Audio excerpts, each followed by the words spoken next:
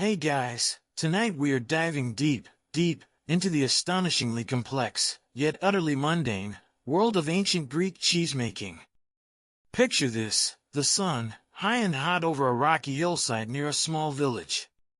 You're there, maybe with a few bleating companions, sheep, goats, definitely not cows, because cows were a bit fancy back then, and your hands are dusty, perhaps a little sweaty. The air smells faintly of dry herbs, warm wool, and, well, fresh milk.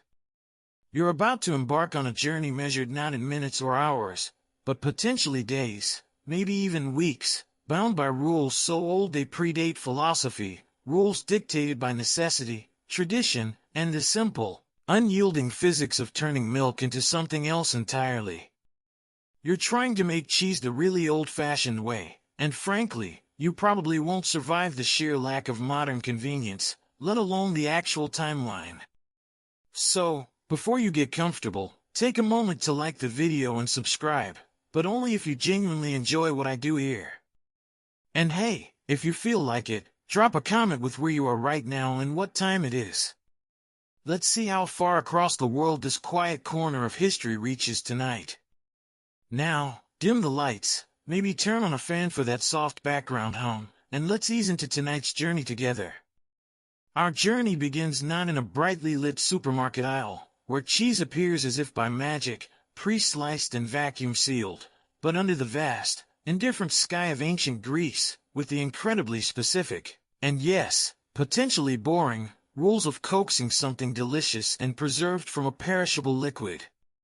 We're asking a simple question, really. How long would it truly take to make ancient Greek cheese if you followed every single, sometimes frustratingly vague, ancient rule? The answer, as you'll soon find, is anything but instantaneous. It requires patience, a tolerance for flies, and an understanding that rules back then were less about precise measurements on a digital scale and more about handed-down wisdom, observation, and frankly, just trying not to make everyone sick. We're talking about a time when refrigeration was, shall we say, aspirational. When pasteurization wasn't a known scientific process, but perhaps an accidental benefit of heating milk over a fire, if you even did that. When the rulebook wasn't a book at all, but maybe just the way your grandmother showed you, which was the way her grandmother showed her, stretching back into the mists of time. These rules weren't written down like laws from the Athenian assembly. They were embedded in the rhythm of rural life, tied to the seasons, the health of the flock, and the ever-present need to preserve food. Making cheese wasn't just a culinary skill, it was a vital part of survival, a way to capture the fleeting bounty of milk and store its goodness for leaner times. Think about the ingredients. Milk, obviously. But not just any milk. Sheep and goat milk were the stars of the show in ancient Greece. Cows were often used more for labor than dairy, and their milk wasn't as readily available or as commonly consumed as that from the more ubiquitous sheep and goats, which thrived on the rocky, often sparse landscapes. This is our first rule, albeit an unwritten one: source the right milk. It wasn't about choosing between whole or skim, it was about coaxing sustenance from hardy animals scrabbling on hillsides. And the quality of that milk? It depended entirely on what those sheep and goats were eating: wild herbs, dry grasses, whatever they could find. No controlled feed here. So, the milk varied depending on the season, the weather, even the specific pasture. Rule number 1, work with what nature gives you, which is inherently unpredictable. This immediately throws a wrench into any precise time calculation, because the starting material itself isn't standardized. Imagine trying to follow a recipe that starts with obtain some liquid, quality varies. Then there are the tools. Forget stainless steel vats or precise thermometers. We're talking about clay pots, likely porous and unglazed, wooden stirring paddles, baskets woven from reeds or rushes, and maybe some cloth, possibly linen or wool. Simple, natural materials. The porous nature of the clay pots, while maybe not ideal for sanitation by modern standards, lingering bacteria, might have offered some unintended benefits, like allowing for slow moisture evaporation. But mostly, they were just what was available. You wouldn't pop down to the ancient Greek equivalent of kitchen goods emporium to get a specialized cheese press. You'd likely improvise with heavy stones or planks of wood. These basic tools influenced the process and the time it would take, making each step a bit slower, a bit more manual, a bit more tedious. The historical record, such as it is when it comes to specific kitchen routines, is often fragmented. We have mentions of cheese in plays, philosophical texts, and agricultural writings, but rarely a step-by-step manual like you'd find online today. We know, for example, as a mainstream historical fact, that cheese was a staple of the ancient Greek diet, often crumbled over other foods, mixed with honey or wine as a dessert, or eaten with bread. It was a fundamental energy source. But how exactly they made it, step by step, varies depending on the source and the region. There wasn't one single, codified Greek cheese standard document.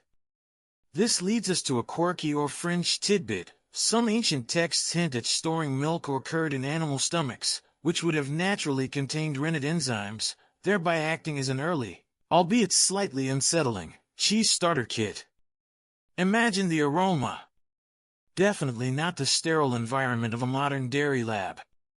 This method combines the container and the curdling agent into one rather organic package. It's a practical, if a little rustic, solution born of necessity, using every part of the animal. And here's where the scholarly debates creep in, quiet as a mouse nibbling forgotten crusts. Historians still argue whether ancient Greeks intentionally attempted any form of thermal processing akin to pasteurization for their milk before making cheese.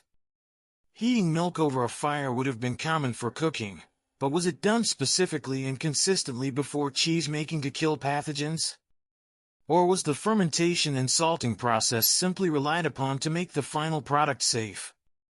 The risks of spoilage and illness from contaminated milk were very real, so did practical experience lead them to heat milk, perhaps not understanding the why but knowing it resulted in a more reliable product?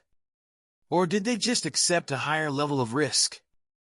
This lack of clarity on such a fundamental step makes reconstructing the exact process, and therefore the precise timeline, a matter of educated guesswork and interpreting sparse clues.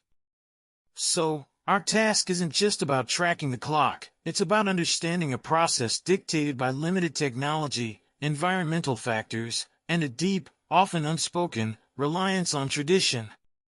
Every step, from getting the milk to the final product, was influenced by these constraints, stretching out the time it took in ways we moderns, used to instant gratification in controlled environments, can barely comprehend. We're peeling back the layers of history to see just how long patience was a mandatory ingredient. Now that we've set the stage, envision yourself as that ancient Greek cheesemaker. Your first task, the absolute prerequisite for any cheese to exist, is to gather the milk. This isn't a quick trip to the corner store. This is manual labor, dictated by the rhythms of the flock. As we touched on, sheep and goats were the primary sources. These animals weren't kept in massive, sterile barns, they grazed on communal lands or rocky hillsides. Your day, or perhaps the day of a family member or a hired hand, would begin with leading the flock out to pasture as the sun rose. Milking these animals wasn't a highly mechanized process.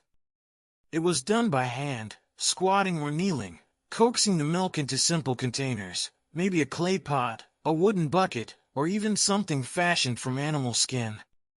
The yield from ancient breeds wasn't as high as from modern, selectively bred dairy animals.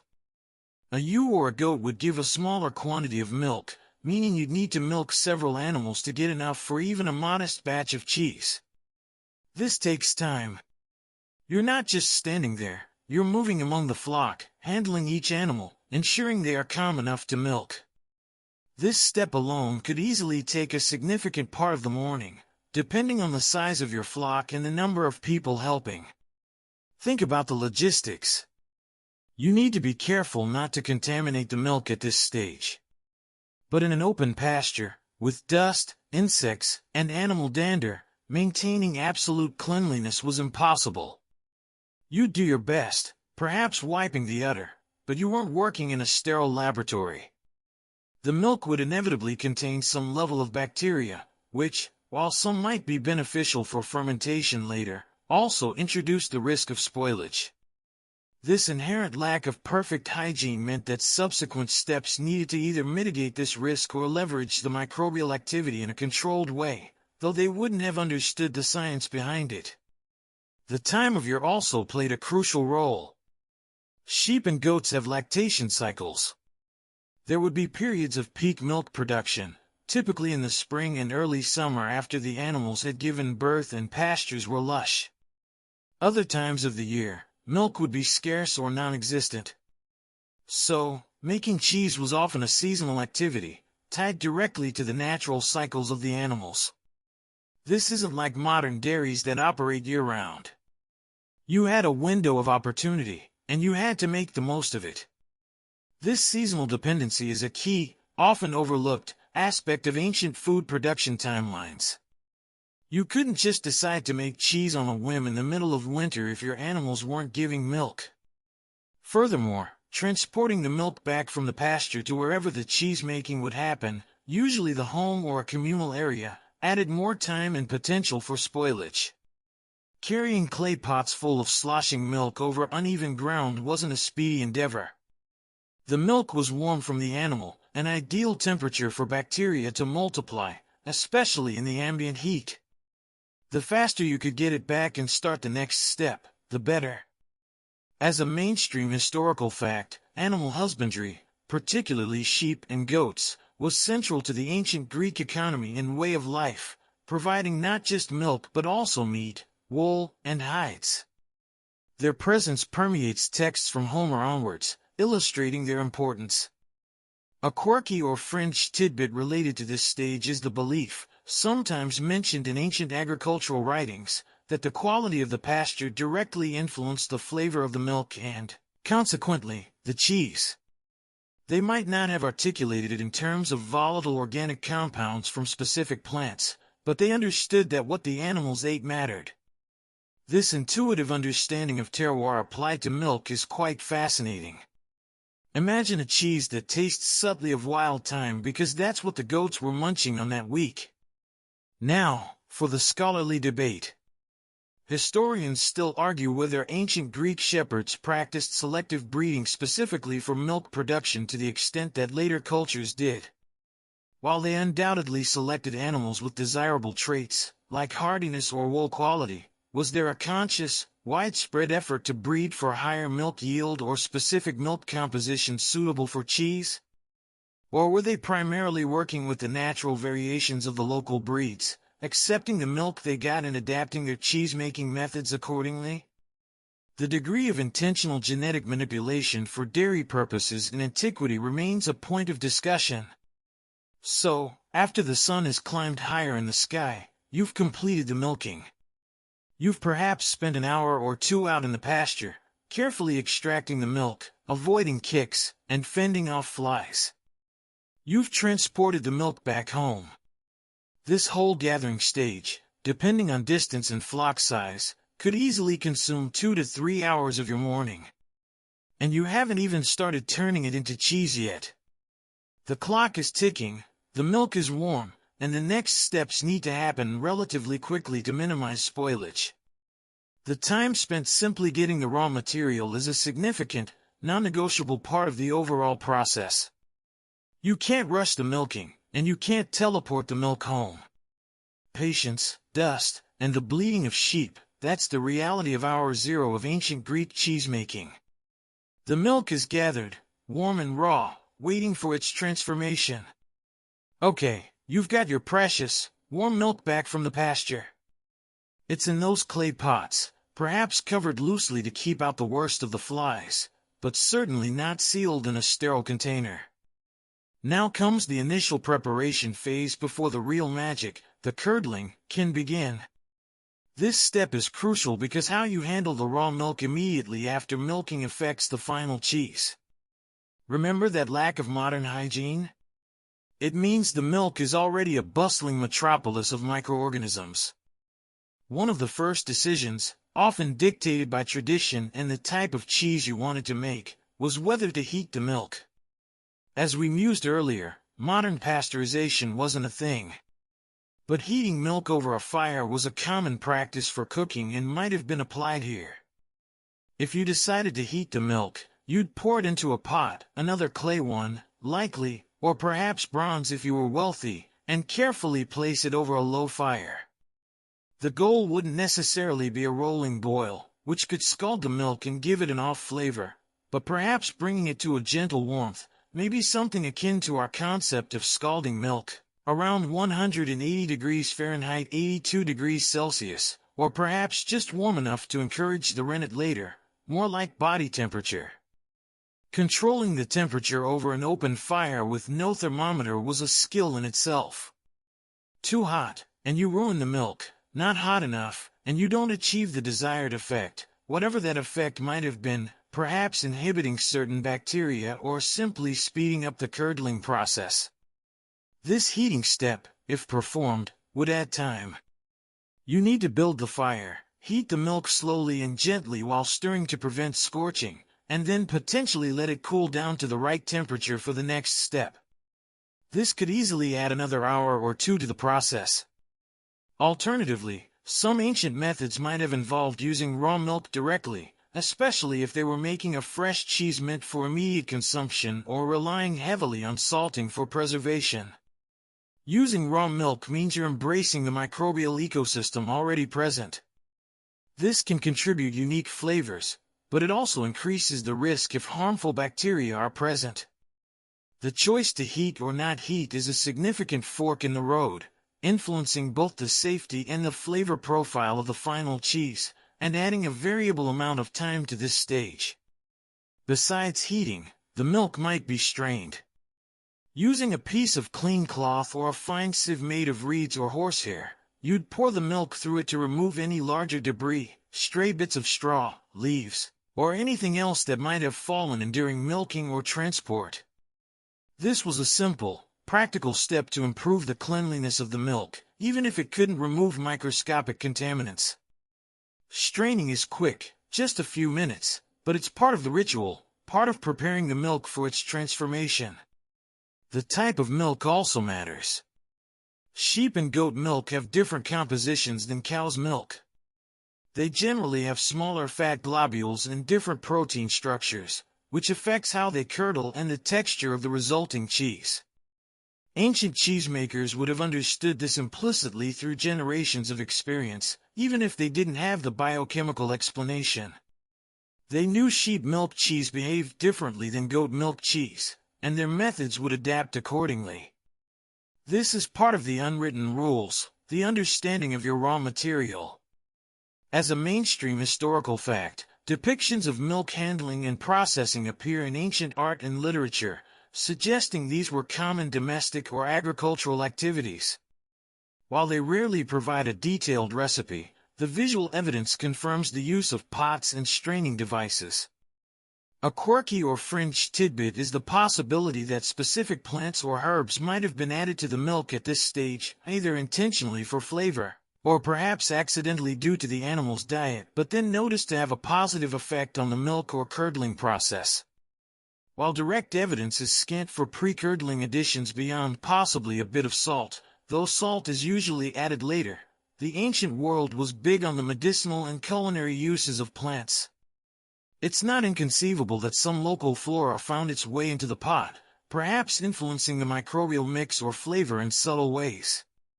And the scholarly debate continues regarding the exact temperature and duration of any potential heating step. Historians still argue whether ancient Greek methods for heating milk were primarily aimed at improving curdling, enhancing flavor, or incidentally, or perhaps intentionally, though without scientific understanding, reducing the risk of spoilage. Was it a controlled process with a specific temperature range in mind, or just a matter of warming the milk near the fire? The lack of ancient thermometers makes pinpointing this practice precisely very difficult. Did they warm it just enough to make the rennet work faster, or did they hold it at a higher temperature for longer? So, you've potentially heated the milk, perhaps strained it. This preparation step could add anywhere from 15 minutes, just straining, to a couple of hours, heating and cooling, to our growing timeline. The milk is now ready, sitting in its pot, maybe still slightly warm, maybe cool depending on the method chosen. It's cleaner than it was straight from the animal, perhaps safer if heated, and waiting for the crucial ingredient that will kickstart its transformation from a liquid into a solid, the curdling agent. The journey continues, deliberately and without the speed of modern machinery. We're likely a few hours into the cheese-making process now, and we haven't even seen a single lump of curd yet. The milk is just waiting.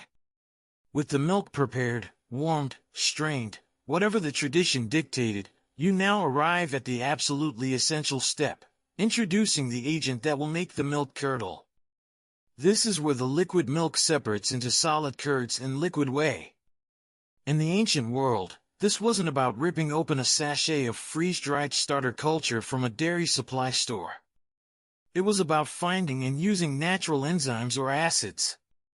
The most common and effective method, which has been used for millennia worldwide, is using rennet. And in ancient Greece, the most accessible source of rennet was the stomach of young, milk-fed mammals. Specifically, the fourth stomach, or abomasum, of a calf, lamb, or kid contained powerful enzymes, like chymosin, that are designed to curdle milk for digestion. So, if you had recently slaughtered a young animal from your flock, you would carefully clean and dry its stomach lining. This dried stomach lining, or a piece of it, served as your rennet. You might soak a piece in water or whey to extract the enzymes before adding the liquid to the milk. This is our primary ancient curdling catalyst. Think about the implications. Using animal stomachs meant that cheese-making was often linked to animal sacrifice or slaughter. You needed a young animal to get the most potent rennet. This ties the cheese-making process directly to the cycles of animal husbandry and potentially to religious or communal events where animals were processed. It wasn't an off-the-shelf ingredient. It was something you prepared and stored yourself, likely in a dried form to preserve its potency. But animal rennet wasn't the only option. The ancient world also experimented with plant-based alternatives. Various plants contain enzymes or acids that can curdle milk. Examples include figs, specifically the sap from fig stems, thistles, and possibly even certain types of moss or fungi. Using fig sap, for instance, would involve breaking a fig stem and letting the milky white sap drip into the milk. This is a less common method for hard cheeses but is effective for softer curds. These plant-based coagulants might have been used in regions where animal rennet was scarce, or for specific types of cheese. The choice of coagulant would influence the curdling time and the texture of the resulting cheese. Animal rennet typically produces a firmer, more stable curd, ideal for cheeses that would be pressed and aged. Plant-based coagulants can sometimes result in softer, more fragile curds, better suited for fresh cheeses. Preparing the rennet itself adds time to the overall process. If using dried animal stomach, you need to cut a piece, soak it, and wait for the enzymes to leach out. If using fig sap, you need to go to the fig tree and gather the sap fresh. These aren't instantaneous steps. Extracting rennet from a dried stomach lining might take an hour or two of soaking. Gathering enough fig sap would take time and patience, drop by drop. Once the rennet or plant coagulant is ready, you add it to the prepared milk. The temperature of the milk is crucial here.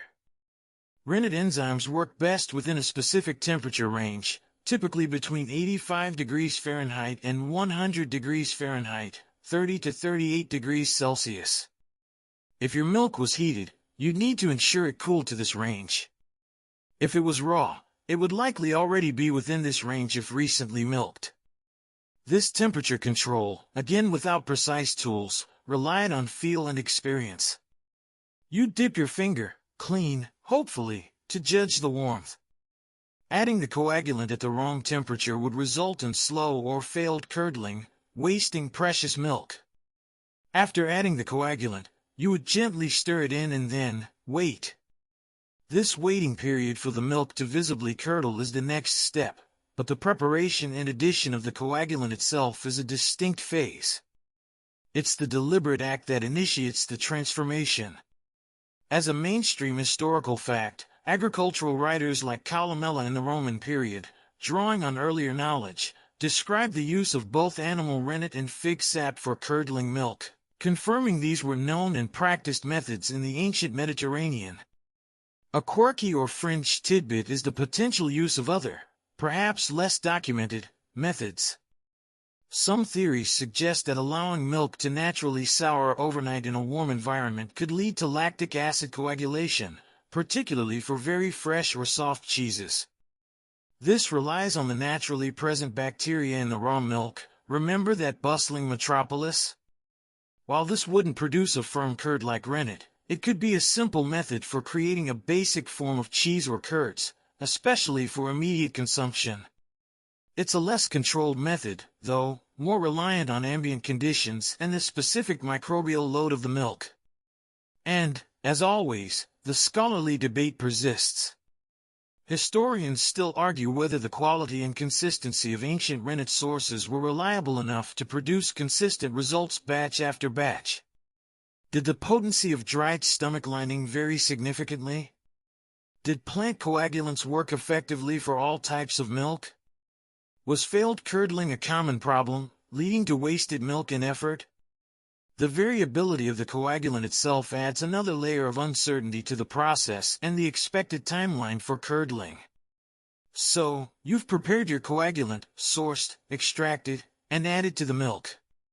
This preparatory step might have taken anywhere from 30 minutes to a couple of hours, depending on the source of the rennet.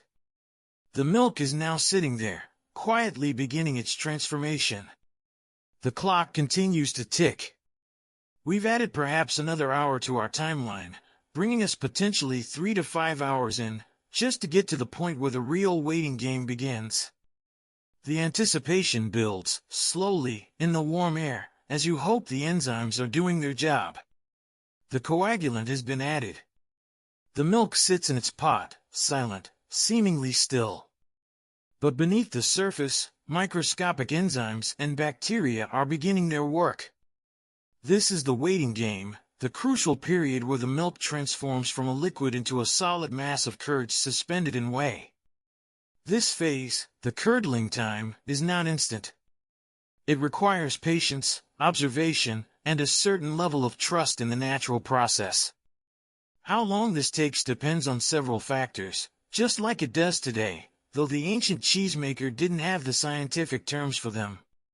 The temperature of the milk is paramount. As we discussed, rennet works best in a specific warm range. If the milk is too cool, the enzymes are sluggish, and curdling takes much longer, if it happens at all. If it's too warm, it might curdle too quickly, resulting in a less ideal curd structure, or the heat could even denature the enzymes. Maintaining a consistent, warm temperature in an ancient dwelling or outdoor setting without modern heating elements was a challenge. You might place the pot near a dying fire, or wrap it in insulating material like wool or straw, but precise temperature control was impossible. Fluctuations in ambient temperature would directly impact the curdling time. The amount and strength of the coagulant also play a huge role. Too little rennet, or weak rennet, perhaps from an older animal stomach, or dried improperly, or a less potent batch of fig sap, would mean a very long wait, possibly many hours, or again, incomplete curdling. Too much might speed things up excessively but could potentially lead to a tougher, less desirable curd. Since ancient cheesemakers didn't have standardized, measured units of rennet activity like we do, they relied on experience and perhaps a trial-and-error approach passed down through generations. They'd add enough based on how the milk behaved with the last batch of rennet from that particular source. The quality and type of milk itself also matters. Milk composition varies between sheep and goats, between breeds, and even depending on the animal's diet and stage of lactation. This variability would influence how quickly and firmly the milk set. Under ideal conditions, warm milk, potent rennet, you might start to see visible signs of curdling within 30 minutes to an hour. The milk begins to thicken, pulling away from the sides of the pot. A layer of clear, yellowish whey might start to separate and rise to the top. However, to get a curd firm enough to cut cleanly, which is essential for most types of cheese beyond a simple fresh curd, you typically need to wait longer. This setting phase, from adding the rennet to achieving a cuttable curd, could easily take anywhere from 1 to 4 hours, sometimes even longer if conditions aren't optimal or the rennet is weak. During this time, you are mostly just observing. You might check the curd periodically by gently tilting the pot or inserting a clean finger or tool to see if it is set firmly enough. The goal is to reach a clean break, where a cut in the curd holds its shape and the whey fills the cut line clearly. Testing for a clean break was the ancient cheesemakers' way of assessing the curd's readiness. This waiting period, while seemingly passive, is critical. Rushing it would result in a weak, fragile curd that wouldn't hold up to subsequent handling, leading to significant loss of solids into the whey and a poor yield.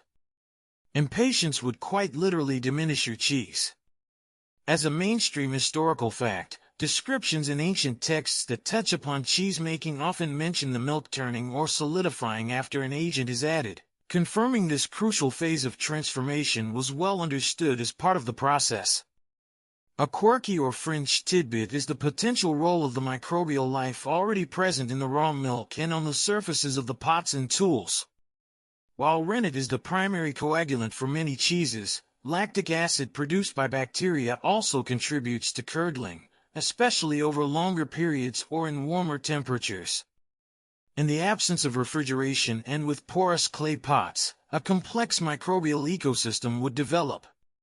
While some bacteria would cause spoilage, others might contribute positively to flavor development and even aid in coagulation, particularly in the initial souring or if the curdling process was slow. This uncontrolled fermentation would add another layer of variability to the timeline. And the scholarly debate heats up when trying to pinpoint the typical duration of this phase. Historians still argue whether ancient cheesemakers aimed for a rapid curdling using large amounts of potent rennet, or preferred a slower, potentially overnight set, which would allow for more lactic acid development and potentially influence the cheese's characteristics and storability.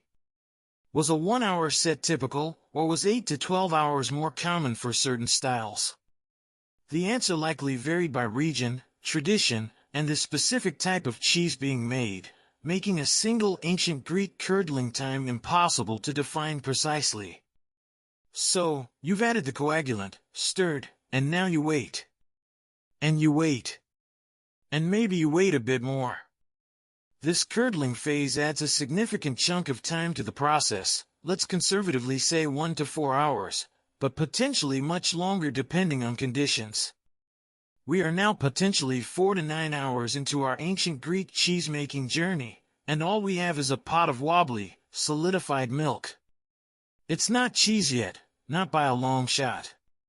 It's a fragile gel, ready for the next step, which requires a steady hand and the right tools. Patience is definitely wearing thin, and the sun is getting lower in the sky if you started in the morning. Alright, the milk has set. You've tested it, and your finger, or maybe a sliver of reed, has made a clean cut through the wobbly mass, revealing clear whey in the line. Success! The milk has transformed into a solid curd. But this curd isn't ready to be shaped or salted yet. It's a large, fragile jelly. The next essential step is breaking or cutting this curd into smaller pieces. This is done to facilitate the separation of the whey from the curds, which is crucial for making anything other than the freshest, most watery cheese. In the ancient world, this wasn't done with fancy multi-bladed knives or mechanical stirrers. The tools were simple and likely varied. You might use a long knife, perhaps made of bronze or iron if you were fortunate, or more likely, a sharp piece of wood, a reed, or even your hand. The goal is to cut the large curd mass into smaller cubes or pieces of a relatively uniform size. The size of the cut influences how much whey is released. Smaller cuts release more whey, leading to a drier, firmer cheese. Larger cuts leave more moisture in the curd, resulting in a softer cheese. So, the desired end product dictated the size of the cut. Imagine leaning over the pot, carefully slicing through the delicate curd. You'd make cuts in one direction, then rotate the pot, or yourself, and make cuts perpendicular to the first set, creating a grid pattern. Then, you might angle your tool to cut horizontally, transforming the sheet of curd into cubes. This requires care. Too rough, and you'd shatter the curd into fine particles, losing precious solids into the whey. Too timid, and the cuts wouldn't be clean, hindering whey separation. After cutting, the curds would likely be gently stirred. This stirring serves a few purposes. It keeps the curds from matting together, continues to expel whey, and can help to cook the curds if the pot is still warm or gently heated. The stirring might be done with a wooden paddle or even just a clean hand. This stirring period isn't just a quick swish. It can last for a significant amount of time, sometimes 20 minutes to an hour or more, particularly if you're aiming for a drier cheese and want to encourage maximum whey expulsion and a firmer curd. The ancient cheesemaker would judge the readiness of the curds by feel, their firmness, and how they separated from the whey. The temperature might also be slightly increased during or after cutting and stirring, either intentionally by placing the pot closer to a dying fire or simply by the ambient warmth if it was a hot day. Gentle heating, or cooking the curd, can help to further shrink the curds and expel more whey, especially for harder cheeses. This adds another layer of complexity and time to this step. As a mainstream historical fact, texts and archaeological finds indicate the use of various simple tools in ancient food preparation, including knives and stirring implements made from wood, bone, bronze, and iron, all suitable for this kind of manual curd cutting and stirring. A quirky or fringe tidbit is the possibility that in some very rustic or ancient methods, the curd might not have been deliberately cut at all, but simply broken up by hand, perhaps for a very soft cheese or fresh curds. This would be faster but much less controlled, resulting in a less uniform texture and potentially a higher moisture content. The deliberate act of cutting suggests a move towards more refined cheese-making techniques aimed at producing firmer, more storable cheeses. And the scholarly debate continues regarding the specific tools and techniques used across different regions and time periods in ancient Greece. Historians still argue whether there were regional variations in how finely the curd was cut and how long it was stirred, reflecting different cheese styles. Were there specialized tools specifically designed for curd cutting, or were general kitchen knives adapted for the purpose? The lack of detailed manuals means we reconstruct these actions based on later Roman writings and inferences from surviving tools and cheese molds. So, you've spent maybe 15 to 30 minutes carefully cutting the curd, followed by potentially another 20 to 60 minutes of gentle stirring. This step adds a noticeable chunk of time, perhaps 30 minutes to 1.5 hours, to our growing timeline. We've broken the solid mass into smaller pieces, and now those pieces are sitting in a cloudy, yellowish liquid, the whey. They look more like potential cheese now, small curds bobbing in the pot, but they are still very wet. The next step is to get rid of that whey, and that's another process that takes time and effort. We're likely 4.5 to 10.5 hours into our journey, and the cheese is still far from finished. Patience, and perhaps a sore back from leaning over that pot, are definitely required. You've cut the curd, stirred it gently, and now you have a pot filled with a mixture of solid curds and liquid whey. To get closer to actual cheese, you need to separate these two components. The more whey you remove, the firmer and drier your final cheese will be, which is particularly important for cheeses meant to be stored for a longer time. This is the whey separation stage, a critical part of the process that relies on gravity and simple filtration. The primary method for separating whey in the ancient world, and indeed for many traditional cheese-making methods today, would have involved draining the curds. This was typically done using some form of basket or porous container. Clay sieves, baskets woven from reeds or rushes, or even simply pieces of coarse cloth suspended over a pot or other container would have been used. You would carefully ladle or pour the mixture of curds and whey into the chosen draining vessel. The liquid whey would pass through the holes in the basket or the weave of the cloth, while the solid curds would be retained. This process isn't instantaneous. Gravity needs time to work. The initial flow of whey might be relatively quick, but as the curds consolidate and settle, the draining slows down. You might gently shake or tap the basket to encourage more whey to drain, but you need to be careful not to break up the curds too much at this stage. The time required for draining depends on several factors: the size of the curds, remember how you cut them, the desired moisture level of the final cheese, and the efficiency of your draining setup. For a very fresh, soft cheese, draining might only take an hour or two.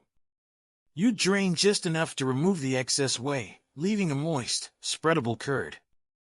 For a firmer cheese intended for aging, you might drain for many hours, perhaps even overnight, to remove significantly more moisture.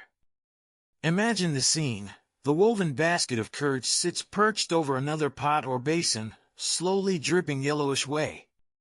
The air might be warm, potentially encouraging a bit more fermentation, which would also help expel whey as the curd becomes slightly more acidic. You'd see the level of curds in the basket gradually settling and consolidating as the whey leaves. This is a passive process, largely waiting for gravity to do its work, but it's a necessary pause in the hands-on labor. The whey itself wasn't necessarily waste. Whey contains lactose, proteins, and minerals. In ancient Greece, as in many cultures, whey might have been consumed as a drink, fed to animals, particularly pigs, or used in other food preparations. It was a valuable byproduct, not just something to be discarded. As a mainstream historical fact, archaeological evidence from across the ancient Mediterranean world includes examples of clay vessels with perforated bottoms, which are widely interpreted as cheese molds or draining vessels, confirming that this method of separating curds and whey was common. A quirky or fringe tidbit is the possibility that the type of material used for the draining basket or cloth could subtly influence the cheese. Porous materials like clay or certain types of wood or reeds could potentially harbor beneficial bacteria from previous batches, inadvertently acting as a form of starter culture and affecting flavor development during this draining phase. It wasn't sterile, it was a living environment. And the scholarly debate arises when trying to determine the typical duration of this draining stage for different ancient Greek cheeses. Historians still argue whether the emphasis was primarily on making soft, fresh cheeses that required minimal draining, hours, or if the production of harder, longer-lasting cheeses requiring extensive draining, many hours or overnight, was widespread.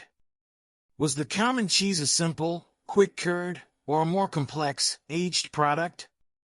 The answer likely varied by region, reflecting local needs for storage and trade. So, you've transferred the curds and whey to the draining basket. Now you wait again.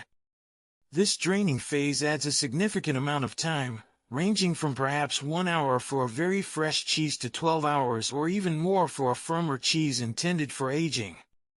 Let's assume for a reasonably firm cheese that you might drain it for 4 to 8 hours. Adding this to our previous tally, we are now potentially 5.5 to 18.5 hours into the process. We are likely into the afternoon or evening of the first day, or even into the next morning if you started in the morning and drained overnight. The curds are slowly consolidating in the basket, losing moisture, becoming firmer. But they are still just a mass of curds.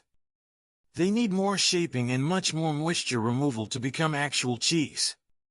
Okay, the curds have been draining for a significant period, releasing much of their whey. They are now a more solid mass, but they still hold a lot of moisture and are not yet a cohesive block of cheese. To achieve that, and to expel even more whey, the curds need to be pressed. Pressing is literally applying weight to the curds to squeeze out the remaining liquid. In ancient Greece, this step wouldn't involve hydraulic presses or complex machinery. The pressing was done using simple, heavy objects and gravity. If the curds were drained in a basket or cloth, they might be left in that container for pressing. A flat stone or a wooden board would be placed on top of the curds, and then heavy weights would be piled on top of the board. The weights could be large stones, bags of sand or grain, or anything else heavy and readily available. The amount of weight and the duration of the pressing significantly impact the final cheese. More weight and longer pressing times lead to a drier, firmer cheese with a tighter texture. Less weight and shorter pressing times result in a softer, moister cheese.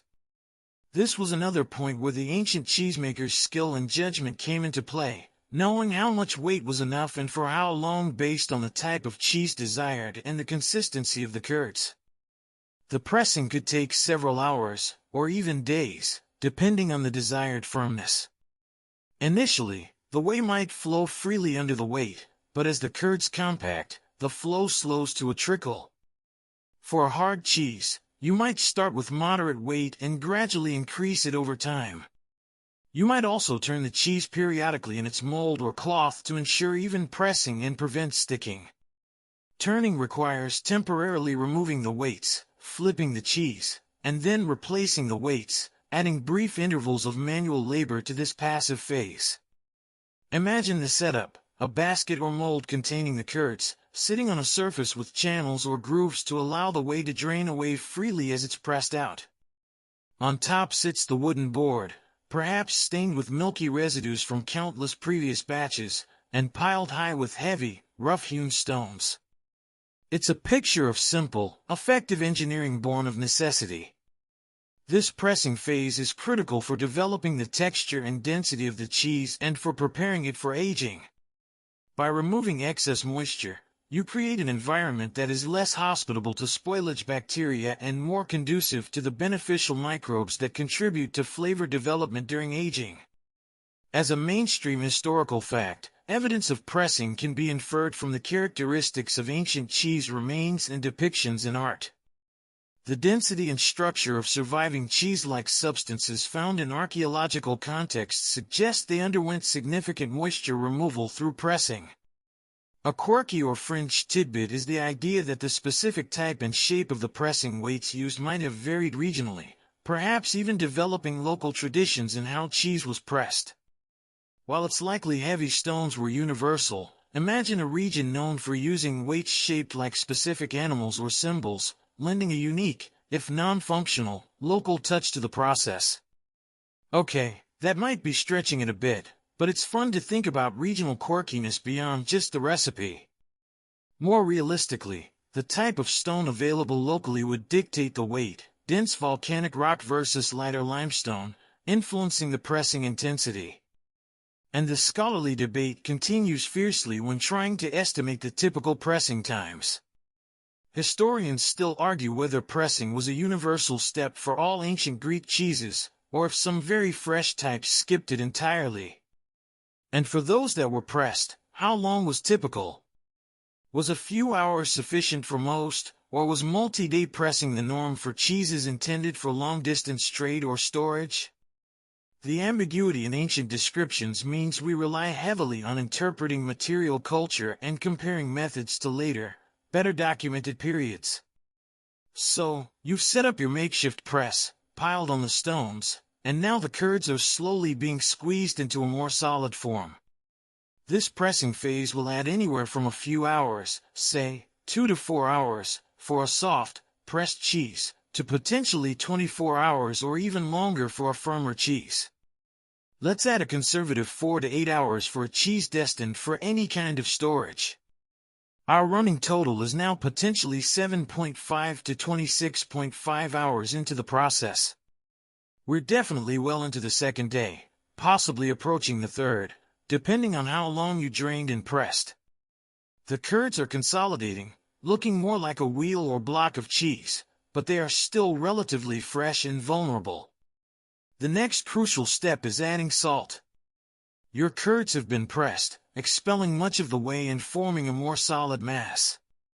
They're starting to resemble a basic wheel or block of cheese. Now comes a fundamentally important step: perhaps the most critical for preservation in the ancient world, salting. Salt does several things. It enhances flavor, draws out additional moisture, contributes to the texture, and, most importantly in an age without refrigeration, inhibits the growth of spoilage-causing bacteria. Salting in ancient Greece could be done in several ways. One common method would have been dry salting, where you would rub the surface of the cheese liberally with coarse salt. You'd need to ensure the entire surface is covered, perhaps rubbing it in gently. Another method was brining, where the cheese would be submerged in a solution of salt and water. This allows the salt to penetrate the cheese more evenly. The concentration of the brine and the time the cheese spent in it would determine the salt level. Imagine the scene: piles of precious, white salt, likely sourced from evaporated sea salt pans or salt mines, are ready. You carefully lift the pressed cheese block from its mold or cloth and begin rubbing the rough crystals over its surface. The salt would immediately begin to draw moisture out, creating a slight sheen on the cheese's surface. Or perhaps you're preparing a large pot of brine, carefully dissolving the salt and water, and then submerging the cheese, watching it sink or bob depending on its density. The amount of salt used and the duration of salting would vary depending on the desired outcome. Cheeses intended for long-term storage or trade would be heavily salted. The salter, the longer it would last. Fresher cheeses consumed quickly would receive less salt, primarily for flavor. Getting the salt level right was an art. Too little and the cheese spoils, too much and it's unpalatably salty. This salting process takes time. If dry salting, you might apply salt in stages over a day or two, allowing it to penetrate. If brining, the cheese might soak in the brine for hours, or even a couple of days, depending on its size and desired salt level. During this time, the cheese is losing more moisture and absorbing the salt. This is a passive step, like draining and pressing, involving waiting, but it's crucial for setting the stage for preservation and aging. After salting, the cheese surface might be a bit wet from the drawn-out moisture. It might need a short period to air dry slightly before moving to the next stage. As a mainstream historical fact, salt production and trade were significant activities in the ancient Mediterranean. Salt was a vital commodity, used for preserving various foods, including fish, meat, and cheese. Texts from the period mention salting as a key step in food preservation. A quirky or fringe tidbit relates to the source of the salt. Different salt sources have different mineral impurities, which can subtly influence the flavor of the cheese. Sea salt from different regions might have slightly different compositions of trace minerals compared to rock salt. While perhaps not consciously controlled, the origin of the salt used would have contributed a unique, regional element to the flavor profile of the cheese. Was cheese from one coastal town preferred because its salt pans produced a particularly good salt for cheese? It's a fun thought. And the scholarly debate is significant here. Historians still argue whether ancient Greeks had precise methods for controlling salt levels or if it was primarily done by feel and tradition: add salt until it tastes right, or soak it for as long as my grandmother did. Was there a standardized approach to salting for different types of cheese, or was it highly variable? The impact of salting on the microbial life in the cheese and its subsequent aging is profound, making this step's execution crucial, yet its ancient practice remains somewhat opaque. So, you've applied the salt either by rubbing or brining. This salting process adds another significant chunk of time. For a moderately salted cheese, dry salting might take 1 to 2 days with multiple applications, while brining could take 6 to 24 hours. Let's add a conservative 12 to 24 hours for adequate salting, especially if preservation is a goal. Our running total is now potentially 19.5 to 50.5 hours into the process. We are well into the second or third day. The cheese is firmer, saltier, and significantly less likely to spoil immediately. But it's still not ready for long-term storage or the development of complex flavors. It needs to be shaped and then dried. Your pressed curds have been salted, absorbing the crucial preservative and flavor enhancer. They are now a more stable mass, significantly less prone to immediate spoilage than the raw milk you started with. Before any significant drying or aging can occur, the cheese needs to be properly shaped. While the draining and pressing steps have already given it a basic form, often that of the basket or mold used, final shaping might involve ensuring uniformity and preparing it for handling and storage. Shaping in ancient Greece was straightforward, relying on simple tools and human hands. As mentioned earlier, perforated clay molds were common, giving the cheese a specific, often round or cylindrical, form.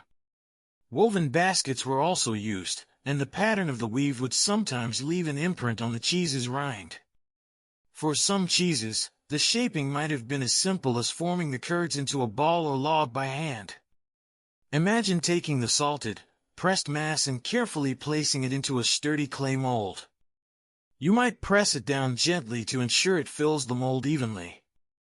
If using a basket, you'd arrange the curds within it.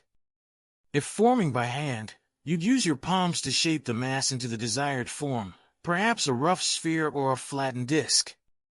The shape matters for consistency in drying and aging. Irregular shapes dry unevenly. Sometimes, additional gentle pressing might occur during or after shaping, perhaps just the weight of the cheese itself in a mold, or placing a light weight on top. This helps the cheese hold its shape and continues to expel any surface moisture brought out by the salt.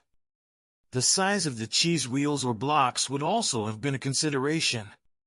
Larger cheeses age differently than smaller ones and are harder to handle. Ancient cheeses likely varied in size, but practicality would dictate dimensions that were manageable to lift, turn, and store. This shaping process is relatively quick compared to the other steps. It's primarily a manual task, taking maybe 10 to 30 minutes per cheese, depending on its size and the complexity of the mold or method. However, it's a necessary intermediate step before the long drying and aging phases. The cheese needs to be in its final structural form before it starts losing significant moisture to the air over an extended period. As a mainstream historical fact, a variety of ancient cheese molds made from clay have been found at archaeological sites throughout Greece and the wider Mediterranean, providing concrete evidence of the importance of shaping cheese into consistent forms. These molds often have decorative patterns or maker's marks, which is a nice touch. A quirky or fringe tidbit relates to the potential use of linings within molds or baskets. While not explicitly documented for Greece, later Roman texts mention lining molds with leaves, like fig or plane tree leaves, which could impart subtle flavors or textures to the rind and prevent sticking. It's plausible this practice had roots in earlier Greek methods, adding a natural, regional touch to the cheese's surface. Imagine a cheese with the faint imprint and aroma of a fig leaf. And the scholarly debate continues regarding the primary purpose of these ancient molds. Historians still argue whether their main function was for shaping, draining, as many are perforated, or both simultaneously. Were some shapes specifically intended for certain aging processes or types of cheese? The function of the decorative elements is also debated, purely aesthetic, or did they serve a practical purpose, like aiding drainage or identification? So, you've taken the salted mass and coaxed it into its final shape using a mold, basket, or your hands. This shaping step adds maybe 15 to 45 minutes to the hands-on time, but it's a distinct phase. Our total time spent on the process so far is still largely dominated by the waiting periods of curdling, draining, and salting. We are potentially 19.75 to 51.25 hours in. The cheese is shaped, salted, and ready for the long haul, the drying and aging that will turn this consolidated curd into something resembling the durable, flavorful cheese we recognize. The next step is letting it breathe and begin the process of losing moisture to the air. Your cheese has been shaped and salted. It's now a recognizable block or wheel, sitting there looking promising. But it's still relatively moist, especially on the surface from the salting process. To prepare it for aging and prevent the growth of undesirable molds and bacteria, it needs an initial period of air drying. This is sometimes referred to as the resting or curing phase before true aging begins. This drying wasn't done in temperature and humidity-controlled rooms like modern cheese affineurs use. It was done wherever a suitable spot could be found, perhaps on shelves in a cool, airy cellar, in a storeroom, or even in a specially built drying shed. The key was good air circulation to allow moisture to evaporate from the surface, but without excessive drafts that could dry the cheese too quickly and cause cracking. The environment also needed to offer some protection from pests and direct sunlight, which could spoil the cheese. Imagine finding a quiet corner, perhaps a cool, slightly damp cellar, assuming you had one. You'd place the shaped cheese on a clean surface, perhaps a wooden board or a rack. It would sit there, exposed to the air. The salt on the surface would continue to draw out moisture, forming a slight brine on the rind, which would then evaporate. Over time, a drier rind would start to form. This rind acts as a protective layer for the cheese as it ages. During this initial drying phase, the cheese needs to be turned periodically. Turning ensures even drying and prevents the cheese from sticking to the surface it's resting on. It might be turned once a day, or maybe less frequently, depending on the conditions and the size of the cheese. This turning is a brief manual task, but it's essential for successful drying. The duration of this initial drying phase varies. It depends on the size and moisture content of the cheese, the ambient temperature and humidity, and the desired rind development. It could be as short as a few days for a softer cheese or a week or two for a firmer cheese intended for longer aging. The goal is to create a firm, dry surface that is resistant to problematic mold growth. This drying period is crucial for setting up the aging process. A proper rind is the cheese's first line of defense against spoilage. If the surface remains too wet, undesirable molds and bacteria can take hold, ruining the cheese. If it dries too quickly, the rind can crack, creating entry points for pests and mold and hindering proper aging. As a mainstream historical fact, the need for air circulation and protection from pests during food drying and storage is well documented in ancient agricultural texts and practices related to grains, fruits, and meats, suggesting similar principles would apply to cheese. A quirky or fringe tidbit is the potential impact of the surface the cheese rested on during this drying phase. Were certain types of wood preferred for shelving due to their properties or scent? Did ancient cheesemakers notice that cheeses dried on one type of surface developed a better rind than those dried on another? It's possible that subtle, unrecorded practices related to the drying surface existed, contributing to regional variations in cheese quality. And the scholarly debate persists regarding the specifics of ancient cheese storage environments. Historians still argue whether dedicated cheese aging cellars or rooms were common features of ancient Greek households or agricultural estates, or if cheese was primarily stored in general-purpose storerooms alongside other provisions, making consistent environmental control very difficult. Was temperature and humidity managed intentionally, or were cheesemakers simply making do with the coolest, driest place they had available? So, your shaped and salted cheese has been placed on a shelf or rack to begin its initial drying. This phase adds several days to the total timeline. Let's estimate this initial drying takes at least 3 to 7 days, depending on the cheese and conditions. Our running total is now potentially 75.75 to 179.25 hours, roughly 3 to 7.5 days. The cheese has developed a dry rind, a crucial step. But now it faces the real challenge, the long period of aging, where it sits and matures, facing threats from the environment. Your cheese has made it through the initial drying phase. It has a developing rind, a protective layer against the outside world. But the outside world in ancient Greece was full of challenges for aging cheese. This is where the real struggle for long-term storage begins, and where the cheese is most vulnerable to environmental threats. The aging process, which develops flavor and texture, also exposes the cheese to pests and undesirable molds. Imagine your carefully crafted cheese sitting on a shelf in a storeroom or cellar. The air is circulating, yes, but it's also carrying dust, spores, and the tantalizing scent of aging dairy that is a beacon for all sorts of creatures. Flies would be a constant nuisance, attracted to the surface moisture or any cracks in the rind, potentially laying eggs that would lead to maggots. Ugh, definitely PG-13. Mites, tiny arachnids that thrive on cheese rinds, would also be a threat, turning the surface into a powdery mess.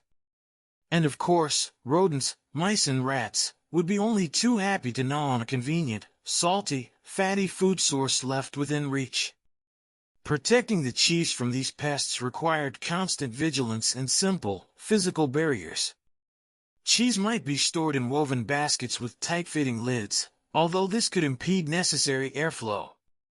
It might be hung from the ceiling in nets or cloths, attempting to keep it out of reach of climbing rodents and some insects, though flies can still land.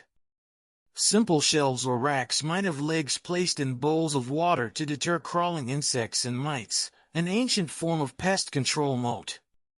Turning and cleaning the cheese regularly was also essential, brushing off developing molds. Some were desirable, others weren't, wiping the surface with a cloth, perhaps even rubbing it with oil or vinegar to deter pests and control rind flora. Managing mold was another challenge. Some molds are beneficial and contribute to the flavor and character of aged cheese. Think blue cheese, though likely not the dominant style in ancient Greece. But many molds are undesirable, producing off flavors or toxins, or simply spoiling the cheese's appearance. The ancient cheesemaker wouldn't have had sterile cultures of penicillium mold. They were dealing with whatever airborne spores landed on the cheese. Deciding which molds were acceptable and which needed to be cleaned off would have been based purely on experience, what looked and smelled right. Too much humidity in the aging environment would encourage excessive mold growth, while too little could lead to the cheese drying out too much and cracking. Controlling the temperature and humidity of the aging environment was largely a matter of choosing the right location, a cool cellar, a cave, or a well-ventilated building. But consistent conditions were impossible. Seasonal changes, weather fluctuations, and even the number of people moving in and out of the storage area would affect the temperature and humidity, directly impacting the aging process and the types of pests and molds that flourished. As a mainstream historical fact, ancient sources, particularly agricultural treatises from the Roman period which draw on earlier Greek knowledge, often include advice on storing foodstuffs, highlighting the constant battle against pests and spoilage and suggesting various methods of protection like using containers or hanging items. A quirky or fringe tidbit is the possibility that certain aromatic herbs or plants were deliberately kept in cheese storage areas not just to deter pests, which some like mint or bay might do, but potentially to influence the flavor of the aging cheese through airborne compounds. Imagine cheese aged in a room where wild oregano or savory was drying. Could some of those volatile compounds have permeated the rind? It's speculative, but fits with the ancient use of herbs in all aspects of life. And the scholarly debate is particularly lively concerning the intentionality of specific aging environments. Historians still argue whether ancient Greeks understood the principles of aging well enough to intentionally manipulate storage conditions, like controlling airflow or choosing locations with specific temperatures/humidity, to achieve desired cheese characteristics, or if aging was simply a consequence of long-term storage necessary for preservation, with any resulting flavors being a happy accident. Was there a concept of aged cheese as a distinct, valued product, or was it just cheese that hadn't been eaten quickly? So, your cheese is now entering the aging phase, a period fraught with peril. It needs regular attention, turning, cleaning, checking for unwanted visitors. This ongoing maintenance adds brief, but necessary, tasks to the timeline over the potentially long weeks or months of aging. It's not a hands-off process, it requires diligence.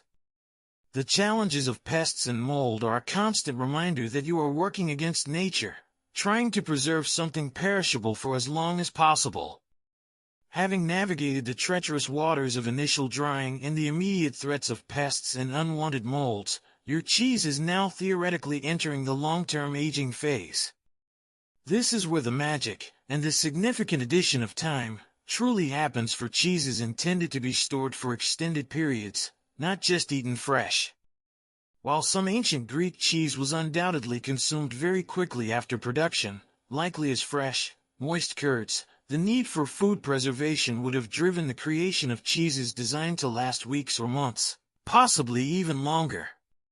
Long-term aging is essentially a slow, controlled process of moisture loss and biochemical changes driven by enzymes and microbial activity. The enzymes from the rennet, if used, and naturally present in the milk, along with bacteria and molds, both intentional and ambient, break down proteins and fats in the cheese, developing complex flavors and aromas.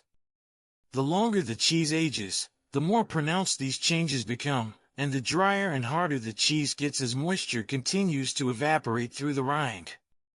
This aging process is an active labor for most of the time, but it requires patience and continued care. The cheese needs to be stored in a suitable environment, ideally cool and relatively stable in terms of temperature and humidity, as we discussed. It needs to be turned regularly, weekly, perhaps, or even more frequently for larger cheeses, to ensure even aging and prevent flattening or moisture pooling on one side. The rind might require cleaning or brushing periodically to manage mold growth. Any cracks that appear in the rind need attention, perhaps rubbed with oil or cheesecloth to seal them. The duration of this long-term aging could vary enormously. A medium-aged cheese might be aged for a few weeks, say, 4 to 8 weeks. A hard cheese intended for grating or long journeys might be aged for several months, 3 to 12 months. Could they age cheese for over a year? Possibly, though the risks of spoilage or complete drying out would increase significantly in uncontrolled ancient environments. Imagine the slow passage of time. Weeks turn into months. The cheese wheels sit on their shelves, gradually changing. They lose weight as moisture evaporates. Their texture becomes firmer, potentially crumbly or hard. Their smell intensifies, developing pungent or nutty notes that were absent in the fresh curd. The rind deepens in color and hardness. This transformation is entirely dependent on time and the right conditions. You cannot rush it. You can only wait, watch, and provide basic care. The risk of failure increases with aging time. The longer a cheese ages, the more opportunity there is for pests to breach the defenses, for undesirable molds to take over, for temperature fluctuations to ruin the texture, or for the cheese to simply dry out into an inedible rock. Successfully aging a cheese for many months in ancient conditions would have been a testament to the cheesemaker's skill, the quality of the initial product, and perhaps a bit of luck with the storage environment. As a mainstream historical fact, mentions of different types of cheese in ancient texts sometimes imply variations in texture or dryness, which could correlate with different aging periods. For example, distinctions might be made between fresh cheese, tyros neos, and aged or dried cheese, tyros driphytos or similar terms, suggesting that aging was a recognized process leading to different products.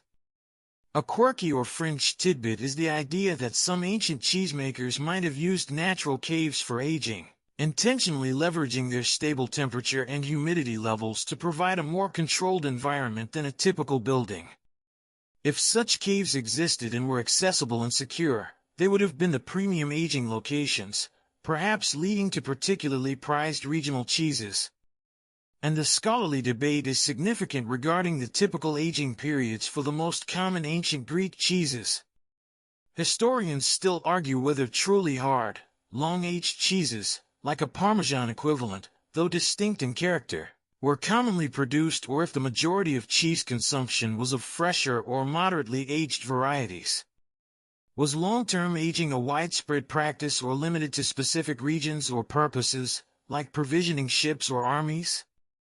The lack of detailed descriptions makes it hard to know if a cheese aged for a year was a common item or a rare luxury. So, your cheese is now undergoing long-term aging. This adds a potentially vast amount of time to our total.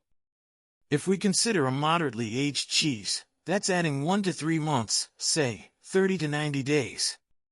If we imagine a hard, aged cheese, we could add 3 to 12 months, 90 to 365 days.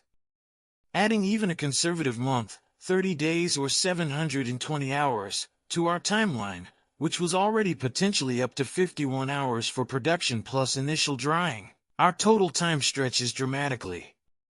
We are now looking at timescales measured in weeks or months, not just hours. The vast majority of the total time required is spent in this passive, yet critical, aging phase. The clock is ticking, but very, very slowly now. After enduring the long wait of aging, dodging pests, battling molds, and slowly losing moisture, your ancient Greek cheese is finally ready. It's no longer the wobbly, fresh curd you started with. It has transformed into a firmer, drier product, its flavor concentrated and developed by the passage of time and the action of microbes. But what would this finished ancient Greek cheese actually be like? What would it look, smell, and taste like? Based on the methods described, sheep and goat milk, animal or plant rennet, manual cutting, draining in baskets or cloths, pressing with weights, and salting, the resulting cheeses would likely have been quite different from the standardized, often mild, cheeses we commonly find today. Texture, depending on the draining, pressing, and aging time, the texture could range from crumbly, if moderately dried and aged, to quite hard, if heavily pressed and long-aged, suitable for grating. Fresher versions, of course, would be soft and moist.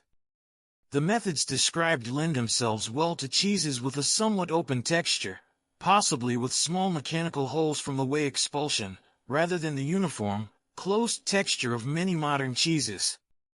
Flavor, the flavor would have been robust. Sheep and goat milk inherently have stronger, tangier flavors than cow's milk due to their different fatty acid compositions. The use of natural rennet and relying on ambient bacteria and molds for aging would introduce complex, potentially unpredictable flavor notes. Depending on the animal's diet, those wild herbs, the specific microbial mix in the environment, and the length of aging, the flavors could range from tangy and lactic in fresher cheeses to nutty, earthy, pungent, or even slightly goaty in aged ones. Salt would be a prominent flavor, likely more so than in many modern cheeses, given its crucial role in preservation. Appearance, the cheese would likely bear the marks of its making. It might have the imprint of the woven basket or the clay mold on its rind. The rind itself would vary, from thin and slightly moist in younger cheeses to thick, hard, and perhaps covered in various molds, some desirable, some just rustic, in aged ones. The color would likely be off-white to yellowish, depending on the milk and aging. Think about the context of consumption. This cheese was a staple food. It was eaten with bread, crumbled into stews or over vegetables, mixed with honey, or sometimes served with wine. Its strong flavor would have stood up well to other components of the ancient Greek diet. It wasn't necessarily a delicate cheese meant to be eaten alone. It was a flavorful, calorie-dense food item. As a mainstream historical fact, ancient Greek literary sources, like the plays of Aristophanes or the writings of Hippocrates, mention cheese frequently, sometimes describing its qualities or how it was eaten, confirming its importance in the diet and giving hints about its nature. Homer, in the Odyssey, describes Polyphemus the Cyclops making cheese, offering a mythical but perhaps rooted in reality glimpse of early methods. A quirky or fringe tidbit is the possibility that specific regional cheeses develop distinct characteristics based on local factors, the breed of animal, the type of rennet used, the salt source, the climate, or even the microflora unique to certain aging locations like caves. While we don't have ancient Greek AOC, Appellation d'origine contrôlée, regulations, it's highly probable that cheese from one area was known to be different from cheese from another, much like regional food differences today. Was there a famous cheese from Arcadia, or a distinct cheese from the islands? Almost certainly, although the details are lost to time. And the scholarly debate persists regarding the precise characteristics of these ancient cheeses. Historians still argue whether any ancient Greek cheese style was analogous to specific modern or later cheeses, like feta, halloumi, or pecorino, or if they were entirely distinct. While feta is often cited as a descendant, the ancient methods and milk types likely resulted in something similar in principle, brined, crumbly, but different in exact taste and texture. Recreating these cheeses today is an exercise in educated guesswork, using historical texts and archaeological finds as guides, and the results often surprise modern palates with their intensity. So, after all that time and effort, you have your finished ancient Greek cheese. It's a product of its environment and the simple, time-consuming methods used. It's likely salty, tangy, perhaps a bit pungent, and certainly firmer than the curds you started with.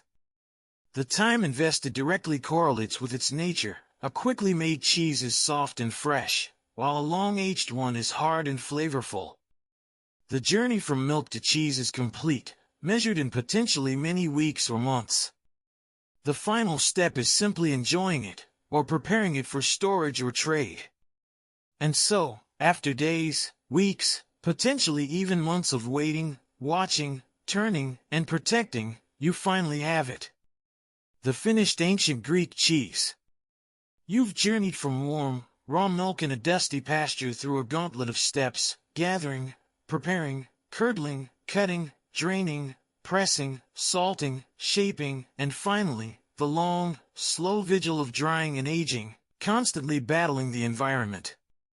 But just how long did that total process take? If you followed every ancient rule, relied on the sun, the air, simple tools, and immense patience, what's the clock count? Let's recap the time sinks. Getting the milk was a morning's work, let's say 2 to 3 hours. Initial prep, maybe heating, straining, add another 0.25 to 2 hours. Preparing and adding the rennet, another 0.5 to 2 hours. The crucial curdling time, where the magic starts to happen, could take 1 to 4 hours, possibly more in cool conditions. Cutting and stirring the curds, a hands-on task, added perhaps 0.5 to 1.5 hours. Draining the whey, a passive step but vital for firmness, required 1 to 12 plus hours depending on the desired dryness. Let's use a mid-range estimate of 4 to 8 hours for a cheese meant for storage. Pressing to consolidate the curds and expel more whey took anywhere from 2 to 24 plus hours. Again, aiming for storage implies longer pressing, say 4 to 8 hours. Salting, whether dry or in brine, was another significant passive period, crucial for preservation, adding maybe 12 to 48 hours. Shaping was relatively quick, under an hour. Initial drying to form a rind, a non-negotiable step before longer aging, required several days, let's estimate 3 to 7 days, or 72 to 168 hours. So, the stages to get the cheese to a stable, salted, and rind-dried state sum up roughly like this. Active, milking, prep, rennet prep, cutting, shaping roughly 5.25 to 10 hours of actual work, spread out over the first day or two. Passive, curdling, draining, pressing, salting, initial drying roughly 1 plus 4 plus 4 plus 12 plus 72, 2, 4 plus 8 plus 8 plus 48 plus 168 hours equals 93 to 236 hours. Adding the minimum active time to the minimum passive time gets us about 98.25 hours. Adding the maximums gets us about 246 hours. This means, conservatively, getting a basic, stable, rind-dried cheese took at least 4 days, and potentially up to 10 days, even before significant aging begins. That's already vastly longer than whipping up some ricotta in your modern kitchen. But remember the long-term aging? That's where the timeline explodes. The weeks and months spent sitting on a shelf, slowly maturing, that is the dominant factor in the total time required for a truly aged cheese. If you were aiming for a cheese that would last through the leaner months, you weren't done after those first 4 to 10 days. Not by a long shot. For a moderately aged cheese, say aged for 2 to 3 months, 60 to 90 days, or 1,440 to 2,160 hours, you add this aging time to the initial production and drying time. So, 4 to 10 days becomes roughly 64 to 100 days total. For a harder, long-aged cheese, matured for 6 to 12 months, 180 to 365 days, or 4,320 to 8,760 hours, the total time balloons further. Add that to the initial 4 to 10 days, and you're looking at approximately 184 to 375 days. So, how long does it take? The answer, if you follow every ancient rule and aim for a cheese that is preserved and aged, is not hours, and not just days. It takes anywhere from approximately 2 weeks to over a year. A simple, fresh cheese consumed immediately might be ready in about a day or two from milking, but that's not what following every ancient rule for preservation implies. A cheese meant for storage and trade, the kind that represented wealth and security, required a commitment of time stretching across seasons. Think about that. You milk the animals, and the fruit of that labor might not be truly ready to fulfill its purpose for months. This timeline underscores the value of aged cheese in the ancient world. It wasn't a quick product, it was an investment of time, resources, salt, and diligent care. Losing a batch after months of aging wasn't just losing food, it was losing an enormous chunk of invested time. No wonder they protected it so fiercely from pests. As a mainstream historical fact, the Roman writer Pliny the Elder, centuries after the height of classical Greece but drawing on a long tradition, mentioned cheeses from various regions and their qualities, some of which were likely aged and traded over distances, indicating that longer production timelines leading to storable products were a known part of the economy. A quirky or fringe tidbit about these timelines: some ancient societies, lacking precise mechanical clocks, measured time for processes like fermentation or drying using natural cues, until the sun reaches the zenith, until the moon is full, or until the swallows return. While perhaps not a specific rule for Greek cheese, the reliance on natural rhythms rather than arbitrary minutes and hours is illustrative of the ancient relationship with time, which was far less hurried than ours. And the scholarly debate about the average lifespan of an ancient Greek cheese is definitely ongoing. Historians still argue whether the majority of cheese produced was intended for relatively quick local consumption, few weeks aging, or for longer-term storage and potential export, months or more. Was aging primarily a necessity born of seasonal milk supply, or was there a developed appreciation for the complex flavors that only time could create? The balance between pragmatic preservation and culinary appreciation in the ancient cheese-making timeline remains a fascinating puzzle. So, next time you pick up a block of feta or grab some Parmesan, take a moment to consider the unfathomable difference in the time required to produce its distant ancient ancestor. You get yours instantly. Theirs was the culmination of weeks, months, potentially a full year of natural processes, manual labor, and patient waiting. A truly long journey from pasture to plate. Now, let the busy details of ancient timelines fade gently from your mind. The long hours of milking, the slow drip of whey, the quiet wait of the aging cheese, they belong to a different era, a different pace. Your own day is done. The cheese is made, the history explored. There's nothing left to do but let yourself drift. Feel the comfort of your bed, the softness of your pillow. Let your breathing slow, become deep and even. The sounds of the world outside can soften, too, blurring into a gentle hum. All the waiting, all the work, all the history, it can settle now, quietly, like dust in an ancient cellar. There's only rest ahead. Just ease into it. Sweet dreams.